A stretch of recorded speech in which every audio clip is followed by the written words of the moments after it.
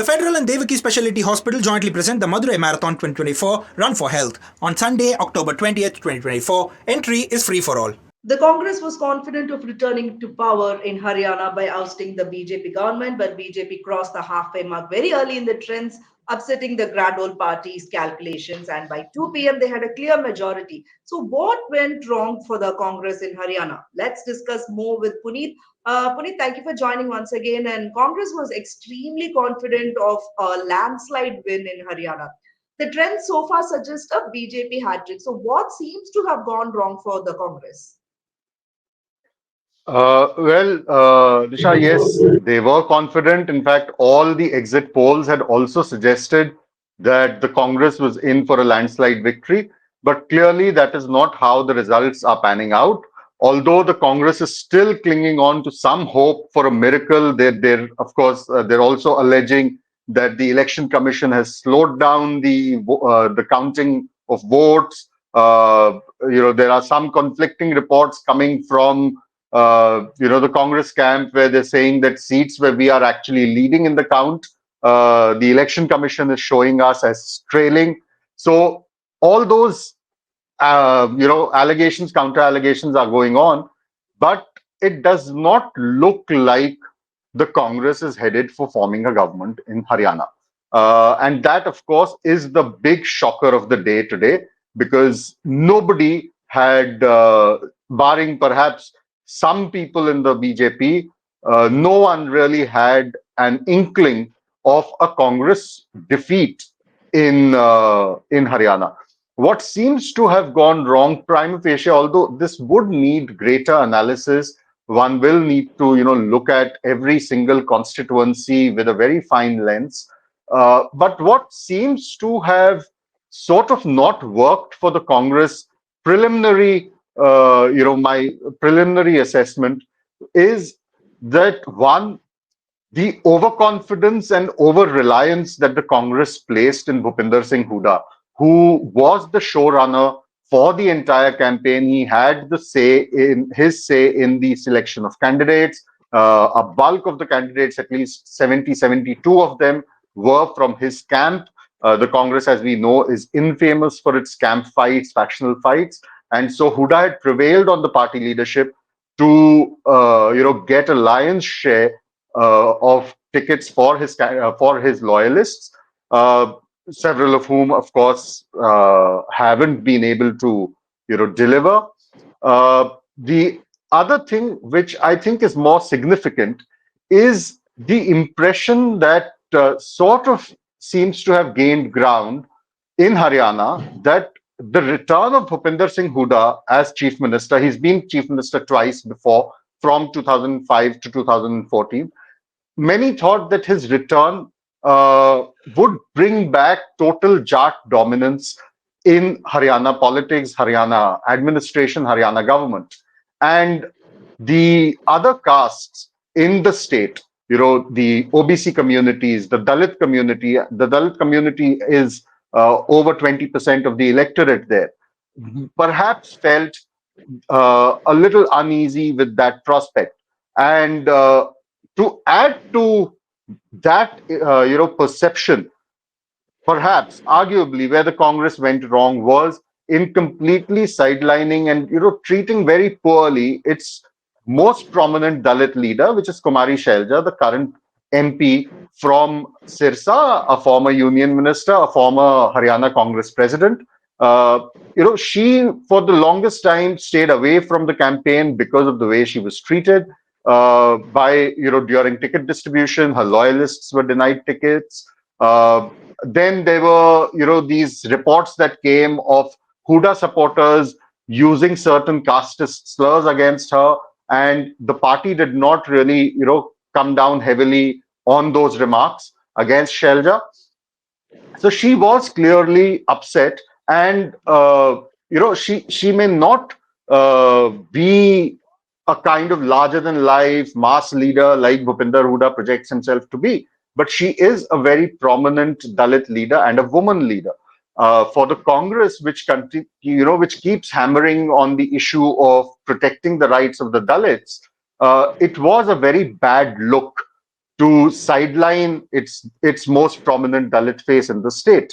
And that seems to have played out poorly. What the Congress also seems to have been hit by is the BJP's, grand success over the years in consolidating the non-Jats against the Jat lobby. If you look at Bhupinder Singh Hooda's 10 years as chief minister, uh, the first time he was not projected as the chief minister, when he became the CM in 2005, it was not a vote for Bhupinder Hooda. It was a vote for Bhajan Lal, who was not a Jat and who came from the Bishnoi community. And so, and at that time, Sonia Gandhi pulled a surprise by making Bhupinder Hooda the chief minister. Bhajan Lal eventually walked out of the Congress, floated his own party, and his son is now son and grandson are now in the BJP. But the 2005 vote was not a Jat consolidation behind Hooda.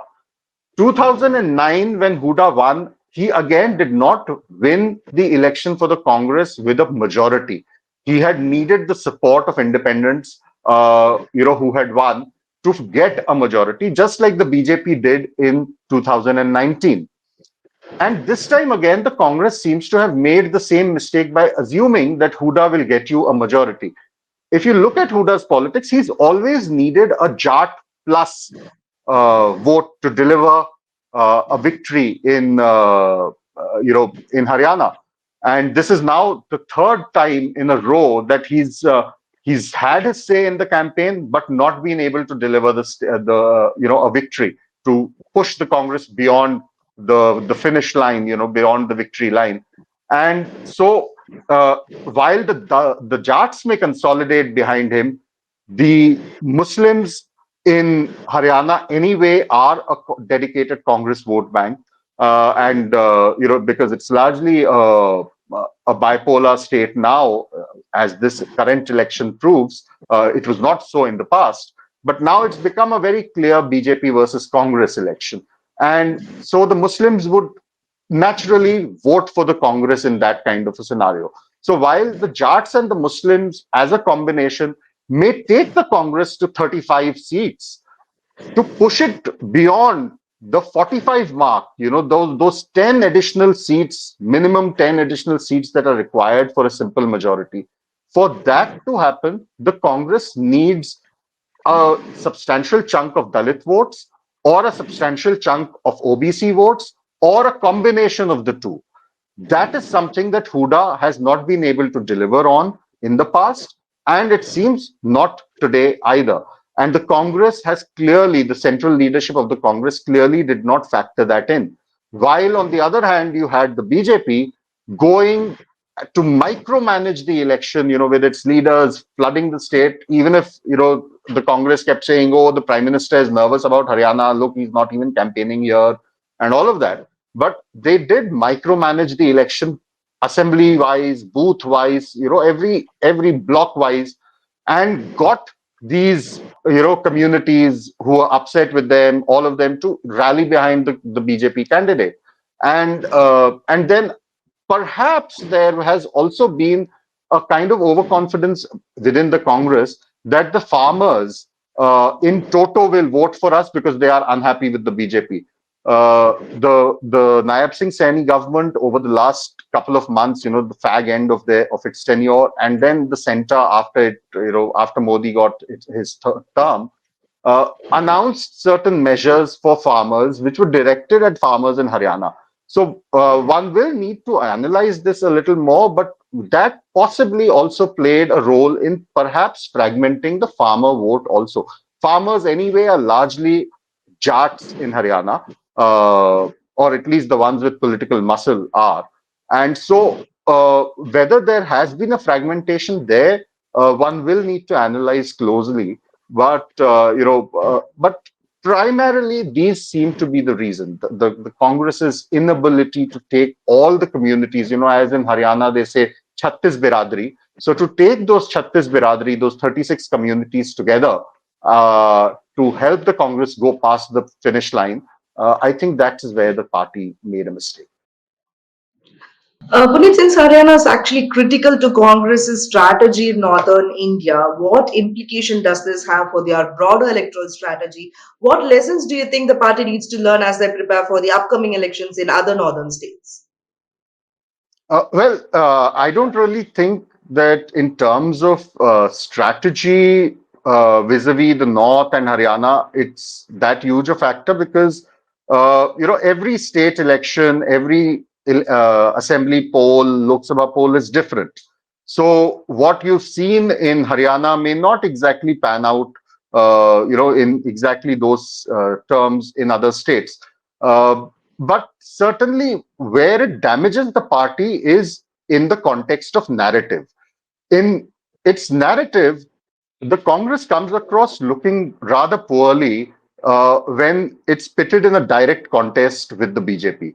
So if you see, today were also results for the JNK assembly.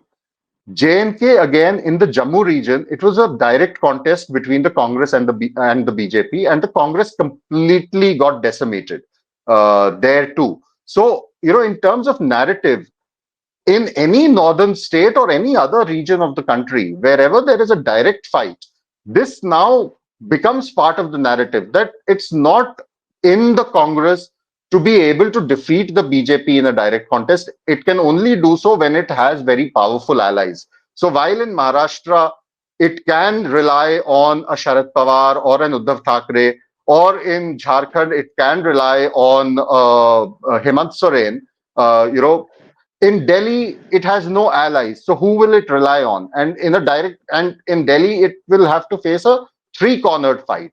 Arvind Kejriwal on one side, BJP on the other side, and then the Congress itself. And the Congress has no leadership in Delhi, no organization in Delhi. Who is it going to fight? How is it going to fight? What is its strategy going to be? One doesn't know. So, I mean, in terms of narrative, the Haryana election result dents the Congress very majorly. Whether the Congress will learn lessons from the defeat or not, it's very difficult to say because the Congress is not really a party that learns its mistakes very quickly. We see them repeating the same mistake again and again and again till the parties run into the ground. I gave you the example of Bhupinder Hooda at the beginning. Third consecutive election where the Congress gave everything to him and he failed to deliver.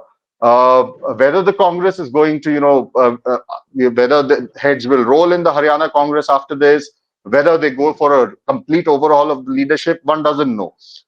At the AICC level, the national level also, the Congress is full of non-performing assets. Among its office bearers, it keeps on giving one opportunity after the other to leaders who fail to deliver. So, the Haryana Congress in charge, for instance, was Deepak Babaria. Deepak Babaria is a man who has been in charge of Delhi, who's in charge of Haryana, who's been in charge of Madhya Pradesh. Every single state that he was given charge of, the Congress got decimated. There are multiple other examples of these kind of leaders in the Congress, but then Rahul Gandhi seems to not see failure, of these leaders. In fact, it wouldn't be wrong to say that in Congress, failing is the thing that you require is a credential for upward mobility in the party. So you fail in one election, you fail in delivering one, task that has been given to you. You instead of being held to account, you're actually promoted in the party. You're given something bigger to mess up. And so that is the problem. Whether it learns from this lesson, I really do not know. Uh, uh, and see, it's wrong for even the Congress state leaders to think that Rahul Gandhi is going to come and make everything all right. Because if the organization at the state level doesn't exist, no matter how much Rahul may do in terms of his yatras and press conferences and public meetings and rallies, the mobilization has to happen at the grassroots, which is not happening. After the Bharat Jodo Yatra, you had the Madhya Pradesh, Rajasthan, and Chhattisgarh elections, and the Congress lost all three. And these were all states that were covered in the Bharat Jodo Yatra. Similarly, Haryana, in the final leg of the campaign, Rahul Gandhi came out with a yatra. Most of the areas that Rahul went to, the Congress has performed rather poorly. So there are multiple areas where the Congress will need to look at and work. Whether it will do so, I have my doubts on that.